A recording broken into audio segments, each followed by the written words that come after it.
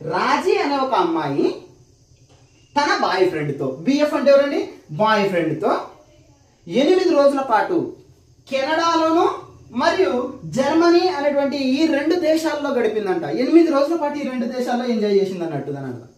అవునా కదా? ఎవరు? రాజీ అనే అమ్మాయి. ఎవరితో? తన బాయ్ ఫ్రెండ్తో. ఎన్ని రోజులు? 8 రోజులు. 8 రోజులు అంటే దాని అర్థం ఏంటంటే G8 దేశాలు అని గుర్తుపెట్టుకోండి. 8 రోజులు అంటే G8 దేశాలు. ఎక్కడెక్కడ?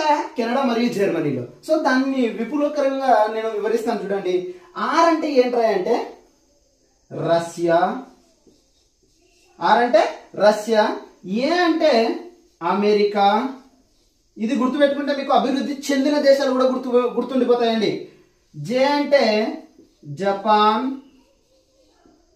ఐ అంటే ఇటలీ, ఇక్కడ గుర్తుపెట్టుకోవాలి.